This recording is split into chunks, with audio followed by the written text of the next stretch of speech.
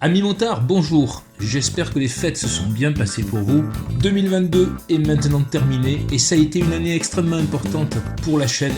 En début d'année, nous n'étions même pas 200 et là maintenant vous êtes plus de 1000. Alors c'est sans doute très peu à l'échelle de YouTube, mais cette évolution pour moi est vraiment significative.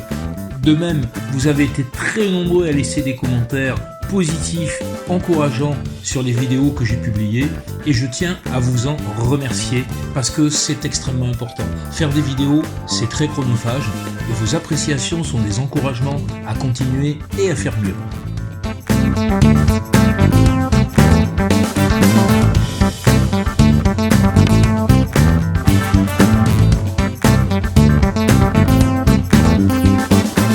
Nous avons partagé des voyages on-road et off-road.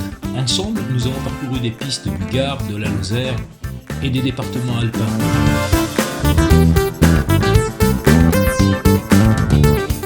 Rappelez-vous, en juillet, après avoir emprunté la piste roulante du magnifique lac de Sagne, nous avons gravi le Parpaillon avant de terminer la journée dans les belles forêts qui surplombent le lac de Saint-Ponçon.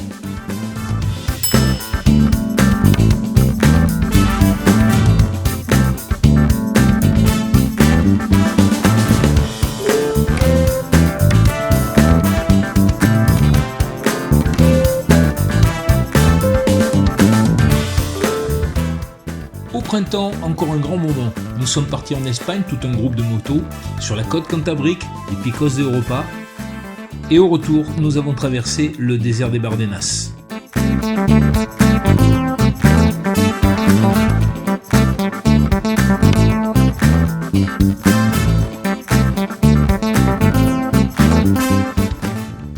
Sur la route, il y a eu ce pari un peu fou qui consistait à faire la RGA en duo en un seul jour, Thonon-Nice, suivi du retour à la maison, ce qui nous a amené à faire 950 km ou presque, et arriver crevé, mais tellement content d'avoir rempli l'objectif et d'avoir ramené de super images que nous avons partagées.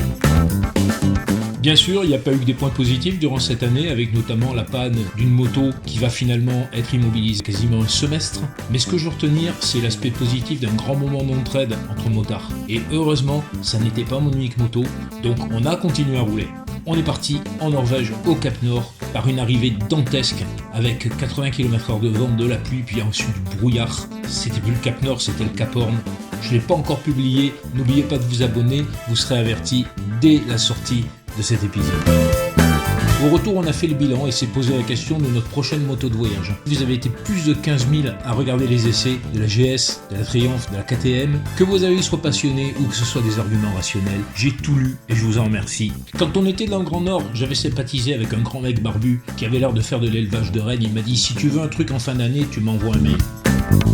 Alors il y en a certains qui vont dire que j'ai bien fait de choisir cette moto, il y en a d'autres qui vont dire que je me suis complètement gouré, que j'aurais mieux fait de les écouter. C'est pas très grave, de toute façon, tout le monde a raison. La bonne moto, c'est celle sur laquelle on a plaisir à rouler. 2023 est là, avec plein de projets de voyage. Je sais pas si on fera tous ces projets, mais les projeter, c'est déjà en partie les faire. Moi je vais vous souhaiter de rouler le plus possible, faites-vous plaisir, un road trip, sinon rien.